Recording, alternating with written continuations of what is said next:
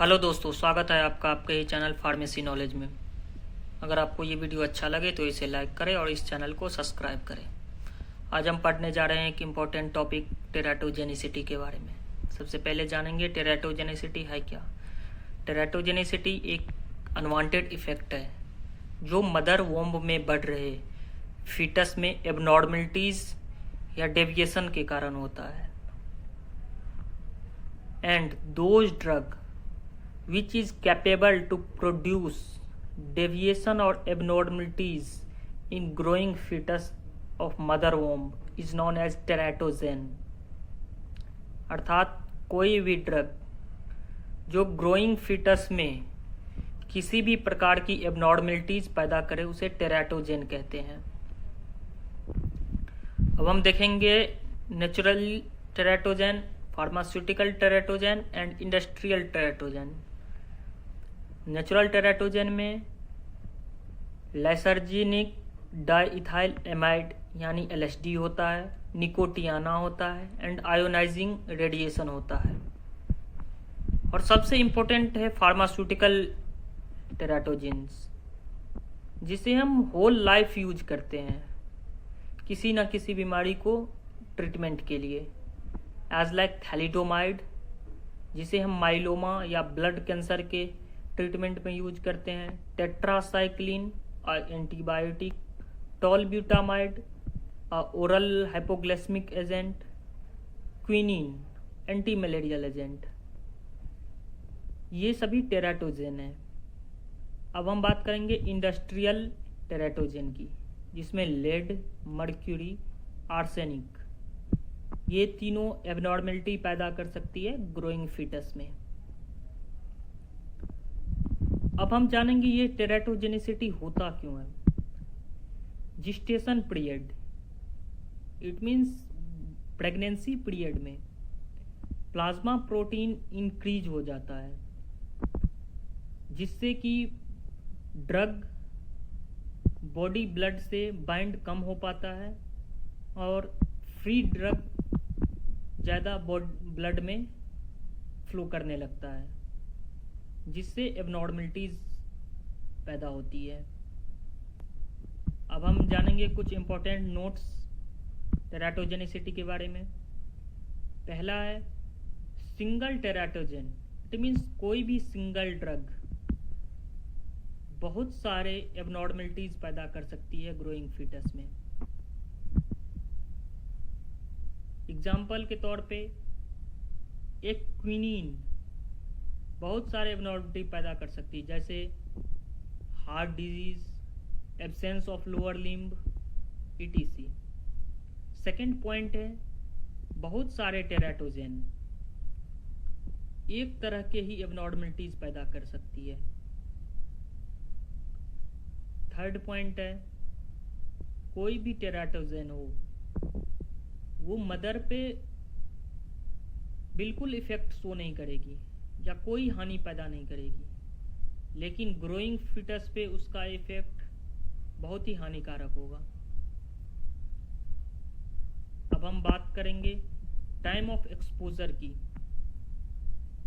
अगर हम 21 से 22वें दिन के प्रेगनेंसी में थैलिडोमाइड लेते हैं तो ग्रोइंग फीटस में एक्सटर्नल ईयर्स की एब्सेंस हो जाएगी और क्रेनियल नर्व को में पैरालिसिस हो जाएगी। क्रेनियल नर्व्स की बात करें, ऑल्फैक्टरी नर्व्स जो स्मेल रिसेप्टर होता है, ऑप्टिक नर्व्स जिसे आई पे कंट्रोल होता है, ऑक्यूलोमोटर नर्व्स जिसे मसल्स पे कंट्रोल होता है, उसमें पैरालिसिस हो जाएगी। अगर 24वें से 27वें दिन थैलिडोमाइड लेते हैं तो फोकोमेलिया इफेक्ट देखने को मिलेगी।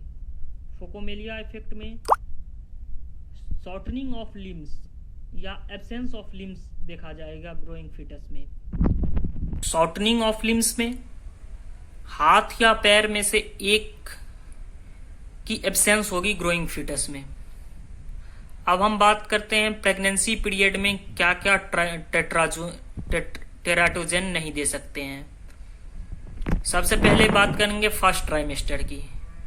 फर्स्ट ट्राइमेस्टर में अगर आप स्टेरॉइड्स का यूज करते हैं तो ग्रोइंग फीटस पे कार्डियक डिफेक्ट, हार्ट डिजीज जैसे सिम्टम्स अपीयर्ड होंगे। अगर थैलिडोमाइड की यूज करते हैं फर्स्ट ट्राइमेस्टर में तो फोकोमेलिया इफेक्ट देखने को मिलेगी। फोकोमेलिया इफेक्ट में एब्सेंस ऑफ लोअर लिम्स देखने को मिलेगा। अगर आप एलएसडी यूज करते हैं फर्स्ट ट्राइमेस्टर में तो आई में एबनॉर्मलिटीज होगी। अगर आप एंटीहिस्टामिन्स वो होता है जो अगर आपको किसी भी प्रकार की एलर्जी है या फिर इनडाइजेशन की प्रॉब्लम है तो उसमें एंटीहिस्टामिन्स यूज करते हैं। एंटीहिस्टामिन्स के एग्जांपल है डाइफेनिहाइड्रामाइन, सेट्रेजिन, रेनिटिडीन। अगर आप ये एंटीहिस्टामिन्स यूज करते हैं तो भी सीवियर डिफेक्ट देखे गए हैं ग्रोइंग फीटस में। अगर आप सैलिसाइलेट के यूज करते हैं तो ग्रोइंग फीटस में बहुत ही कम रिड्यूस बर्थ वेट हो जाएगा। अब हम बात करेंगे सेकेंड पॉइंट, कौन कौन से टेराटोजेंस प्रेगनेंसी पीरियड में नहीं लेना चाहिए। फर्स्ट एग्जांपल है इसके क्लोरामफेनिकॉल। क्लोरामफेनिकॉल में अगर आप लेते हैं पूरे प्रेगनेंसी के दौरान में तो ग्रे बेबी सिंड्रोम देखा जाएगा। अगर आप क्विनीन एंटी मलेरियल ड्रग लेते हैं तो डीफनेस अर्थात ग्रोइंग फीटस में गूंगे बहरे की कंडीशन अपीयर्ड होगी। अगर आप एंटी डायबिटिक ड्रग या type 2 diabetes drug like sulfonylurea use करते हैं तो ग्रोइंग फीटस में प्रोलॉन्ग्ड हाइपोग्लाइसेमिया का सिम्टम अपीयर्ड हो जाएगा। अगर आप एंटी थायराइड ड्रग यूज करते हैं तो ग्रोइंग फीटस में फीटल ग्वाइटर का सिम्टम अपीयर्ड होगा।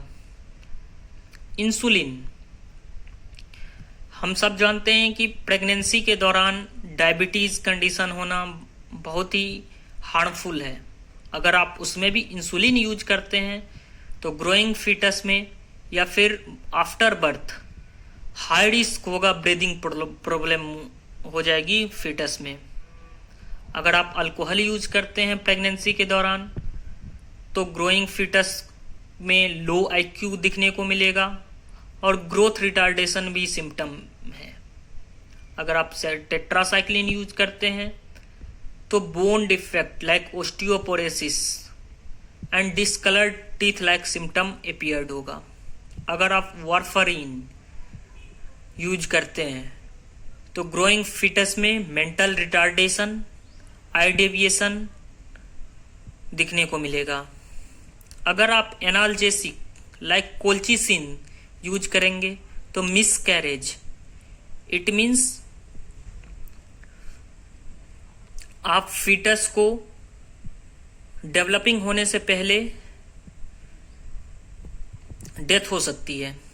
अगर आप गैस्ट्रोइंटेस्टाइनल एजेंट में कैस्टर ऑयल, एट्रोपिन यूज करते हैं तो मालफॉर्मेशन और मिसकैरेज की सिम्टम अपीयर्ड होगा। अब हम बात करेंगे टेराटोजेंस डिलीवरी के समय कौन कौन से नहीं यूज करना चाहिए, जिसमें फर्स्ट है रेसरपाइन।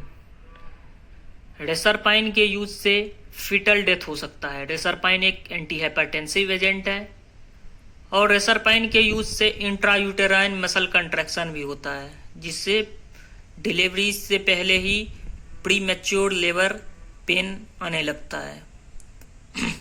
अगर आप सीएनएस डिप्रेसेंट यूज करते हैं डिलीवरी के समय तो heart disease like condition foetal में अपीयर्ड होंगे। CNS depressant drug tramadol, diazepam आप यूज ना करें। थैंक यू दोस्तों।